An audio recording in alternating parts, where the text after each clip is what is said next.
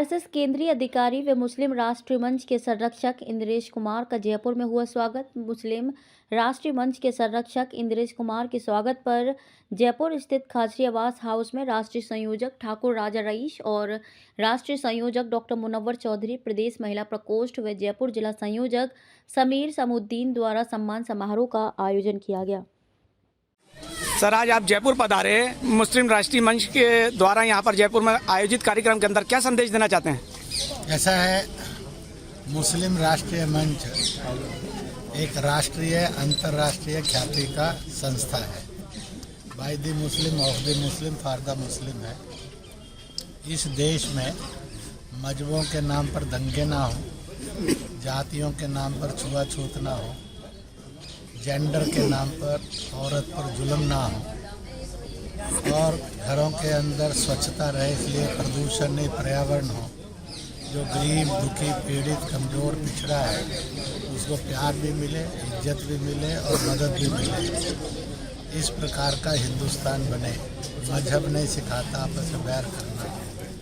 आज गौ प्रकोष्ठ, पर्यावरण प्रकोष्ठ और सेवा प्रकोष्ठ के कार्यकर्ताओं के नाम पर उन्होंने गेट टुगेदर किया था।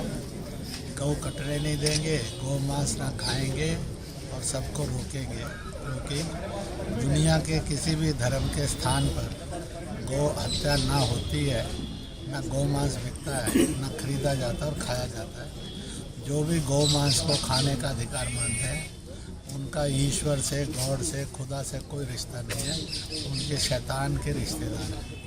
इसलिए इस बात को प्रीच करना, गौ सेवा, यह हर इंसान का फर्ज बने। हम किसी भी मजहब के हो, जाति के हो, भाषा के हो, दल के हो, हम पहले और आखिर में और बीच में हिंदुस्तानी थे, हैं और रहेंगे। ये सबकी पहचान बने, ना कि जात से, मजहब से पहचाने बनाई जाए। सर, आप जात मजहब के ऊपर कह रहे हैं कि सर अभी कुछ दिन पहले मुरादाबाद में बजरंग दल वालों ने एक गाय काट दी और दूसरे समाज पे उसका विलेम लगाने लगे। तो इस तरह के लोगों को, और ये बजरंग दल इस तरह के काम कर रहा है, इस पे क्या कार्रवाई, दल पे क्या कार्रवाई हो रही है? मेरे इतने समझाने के बाद मजहब के नाम पर चर्चा की।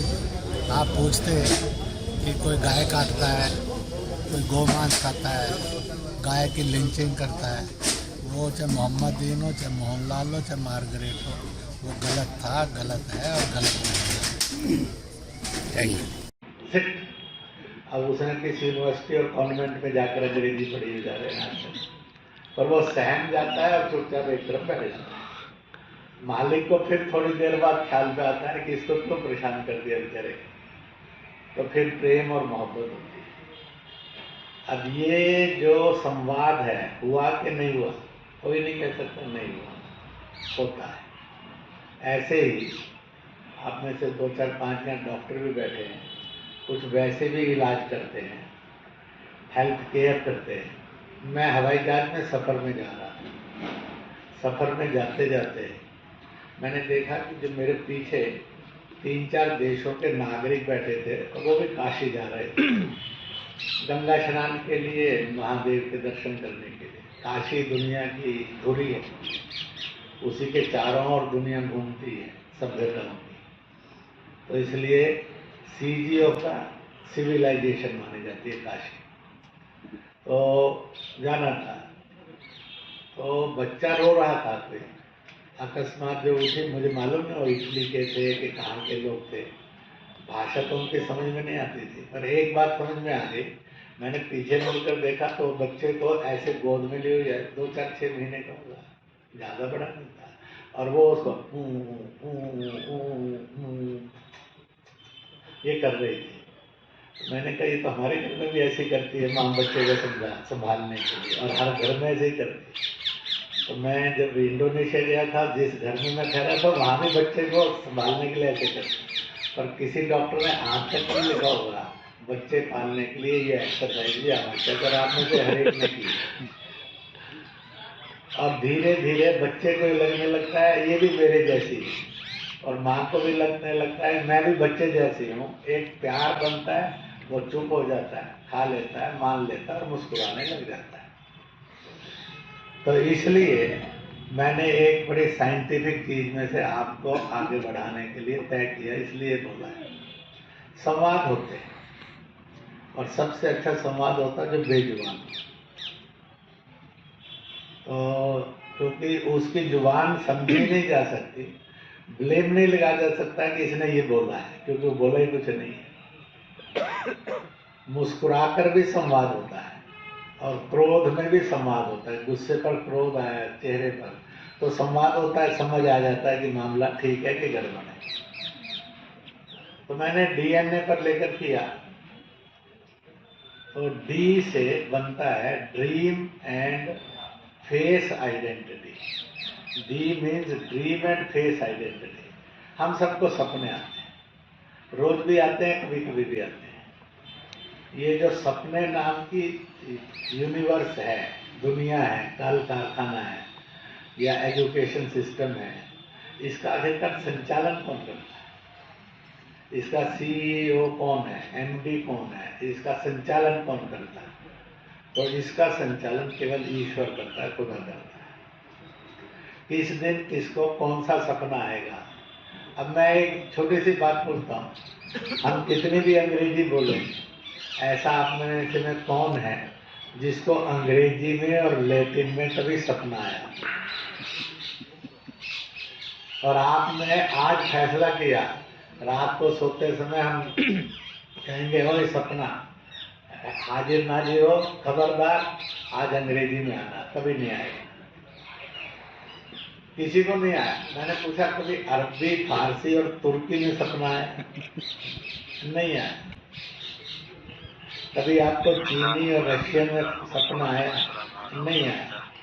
कभी जर्मनी और जापानी में सपना आया? नहीं आया। कभी कैनेडियन में, तुर्की में या इटालियन के अंदर आपको सपना आया? नहीं आया। जब भी सपना आता है तो किस में आता है? जो आपकी जन्मजात भाषा बोली है, जिसको हिंदुस्तानी भाषा का ग्रुप कहते हैं, उसी में आता है।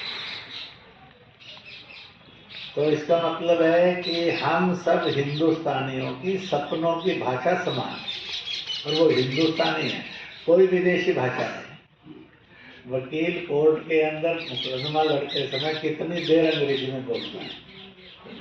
मैडम जो है बच्चे को स्कूल में कितनी देर अंग्रेजी में एड्रेस करती है?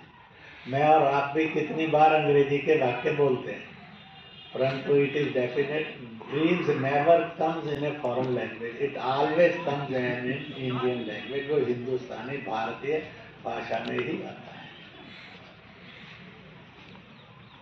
मैंने ये जो रिसर्च किया था, इसलिए किया था कि जो आज इस देश के अंदर समस्याओं का भयानक और क्रूर चेहरा है, from where we should treat it, इसे ट्रीटमेंट कहाँ से करना है, तो ये है।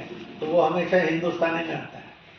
मैंने नेपाल वाले से पूछा, उसने भी कहा हिंदुस्तानी में आता है। मैंने श्रीलंका वाले से पूछा, उसने भी कहा हिंदुस्तानी में आता है। मैंने बांग्लादेश ढाका वाले से पूछा, उसने भी कहा। लाहौर वाले से पूछा, उसने भी कहा। हमें उसी में आता है। अरबी फारसी में, तुर्की में नहीं आता। अंग्रेजी, लैटिन में, रशियन, चाइनीज में, जर्मनी, जापानी में नहीं आता। हिंदुस्तानी में।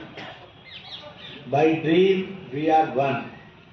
हम सब हिंदुस्तानी थे, हैं और रहेंगे। It is the only truth, the truth can never change. इसलिए मेवाड़ के अंदर वाले को मारवाड़ी से सपना शुरू होगा